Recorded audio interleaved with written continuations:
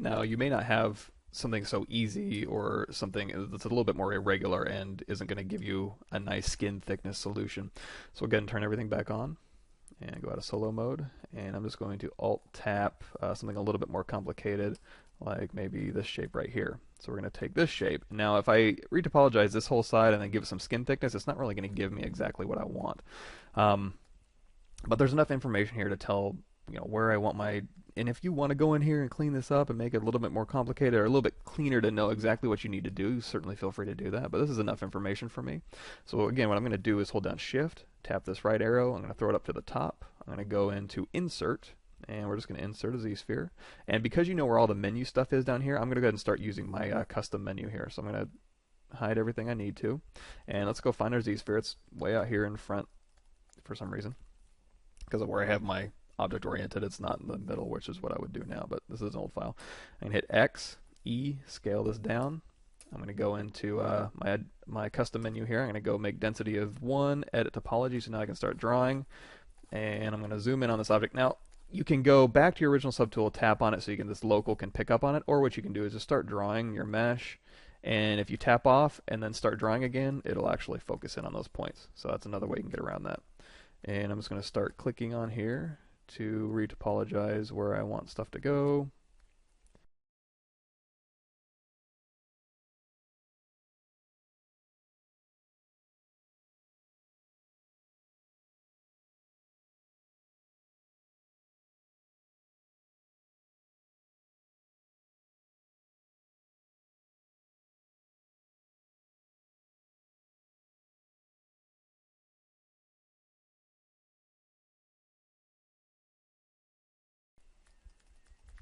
And you're going to notice that when I was back here, I really didn't care what the topology back here looked like, and I can always fix that later. But that's the basic shape I want. So go ahead and hit A to go in adaptive skin mode, hit solo, make sure all your geometry's closed and it's what you want. Go into polyframe if you want to. Now we don't have any polygroups on here yet. We can create those later, or we can just skip that whole part. So for right now, I want to go ahead and make adaptive skin. I don't have any skin thickness down here, so I'm going to make adaptive skin. Go ahead and insert. And again, it just threw it into the last thing, so top to bottom, left to right. And now I'm going to go ahead and isolate just these two that we have. Not my Z-sphere. You know what? I can shoot this down here and keep retopologizing, or I can just delete it. Don't need it anymore. So now I've got these two showing. You're going to notice that it's a little bit inside the mesh. I need to go into inflate. Let's just inflate by 1. Oh, so now this one, when I inflated it, it shrunk. What that means is, like I was talking about earlier, go in here and turn off double. You're going to see it's actually inverted. I need to go ahead and flip that. And now they're correctly oriented, and now I can go in here and with everything showing, now I can do an inflate and everything's hunky-dory. At this point, you want to hit X on your new mesh. You can go across the X-axis, and you can go ahead and start manually pushing and pulling stuff around if you want to. Make sure it's all cleaned up. And because this is such a simple shape, you should be able to very precisely get things kind of moved into the direction you want to do it. You're not trying to finagle millions of polygons on Dynamesh trying to get straight edges or anything. Because, this right here is all one flat face basically, which, you get that flat and then you start subdividing, it'll stay flat. As opposed to a Dynamesh or something with millions of polygons, it's really hard to, move stuff around and then have to go in and polish it all down. So this is an easy way to kind of get around that, just creating this low-res cage. Let's say this is good enough. If you want to, let's go ahead and go into solo mode. You can hold down Control-Shift, go into the lasso. And if you want to select, like, okay, this back face might be kind of nice to have by itself. So I'm going to go ahead and isolate that. And grab these here, get rid of these. So how I'm doing that is just holding down Control-Shift. I'm going to go ahead and go into double to make sure I'm getting all the back faces and stuff.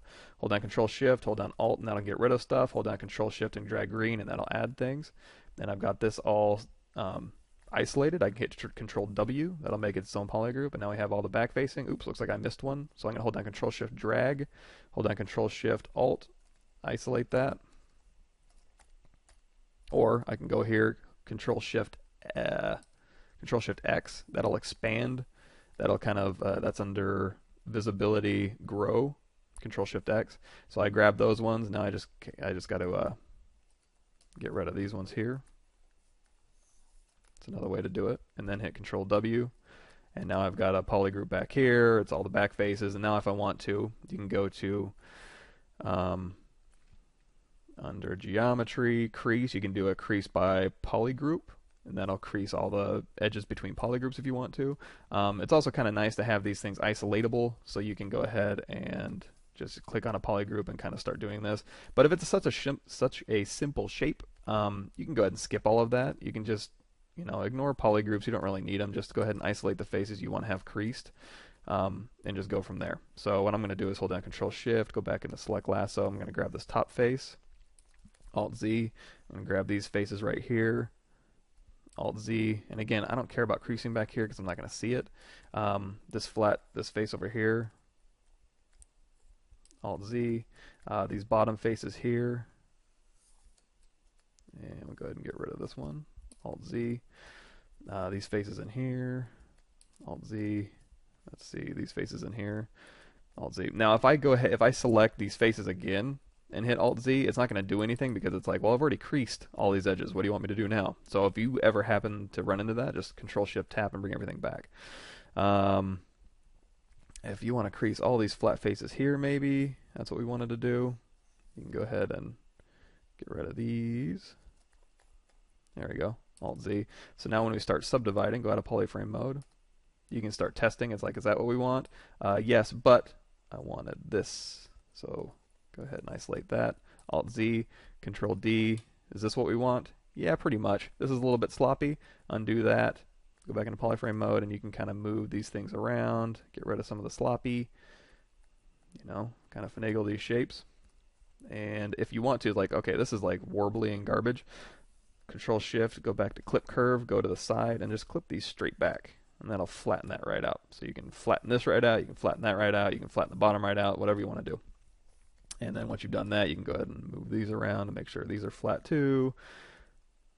Good enough. Or you can mask this, and you can like mask this here, and then Control Shift and pull these to a flat line, just like that. And once you got your shape how you pretty much want it, Control D, Control D, Control D, and you've got a nice clean shape. If you want to, you can uncrease all, Control D, bevel these edges a little bit. If you're having any warbling problems because your topology wasn't the greatest, you can go in here with the H polish. I have that assigned to Alt H, or you can go to B, H, and then I think that's all you need to do to go to H polish mode. You can go in here and polish up, clean this up at whatever you want to do. Looks pretty good. So now turn everything back on. We don't need the original anymore. I think it's close enough, so we can go ahead and just delete that. Bring everything else back.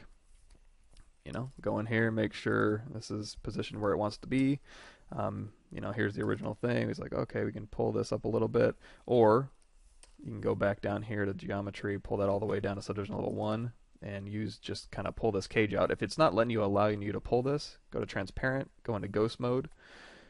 Solo ghost, and that'll allow you to pick through geometry here, so you can kind of see what you're trying to match as well as get geometry behind there. Go out of transparency mode, step back up in your subdivision levels, and everything's fine.